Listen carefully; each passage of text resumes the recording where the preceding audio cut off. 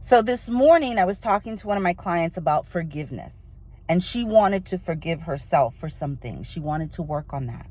And she initially said, I will have to make a list of things that I need to work through to forgive myself for. And so I wanted to bring this to you all because no. That is not how you should be doing it. I don't want you to list a bunch of things you have to forgive yourself for, because that's the subconscious mind. The subconscious is trying to keep you in the problem. You don't want to stay in the problem. You want to rise above the problem. So when you're dealing with self-forgiveness, I want you to deal with it from a spiritual perspective. You have to here's the problem, right? The subconscious identifies the problem. And I want you to operate above your human realm, because there's only two modes of operation, or two gears that we operate from: the human gear and the spiritual gear. So when you're dealing with forgiveness is a spiritual practice. It's not a human practice. It's not in our nature to forgive, right? Our human nature. It's in our spiritual nature to forgive. Okay? So look at the book of Matthew and look at the book of 1 John for understanding, a deeper understanding of forgiveness. And also look at the Lord's Prayer. Our Father, who art in heaven, hallowed be thy name. Thy kingdom come, thy will be done on earth as it is in heaven. Give us this day our daily bread, and forgive us our trespasses. Forgive us our trespasses. Forgive us our trespasses.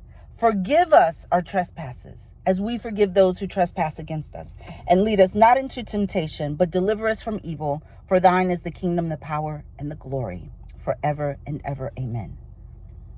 If you pray that, if you're in alignment energetically, if you emotionally connect to that, you are forgiven. You don't have to make a list of all the things you've ever done that you need forgiveness for. You just need to accept that you've been forgiven.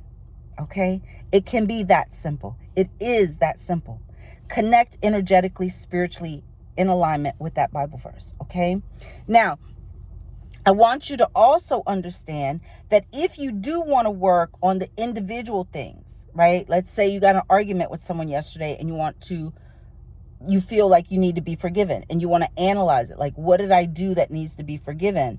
Well, then there you can identify the problem and the details of the problem, but you're identifying it from a spiritual perspective, because you've already asked for forgiveness and you've accepted it.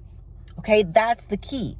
If you accept and you are forgiven spiritually, then you can go into the problem, because you have the protection and you're operating from a different set of rules spiritually to identify, okay, what do I need to do? What did I do wrong? What could I do better? Right? But you're doing it from a place of forgiveness, and you're doing it from a place of spiritual transformation, not human, self-critical, negatively programmed, subconscious, analytical mind. That's the difference.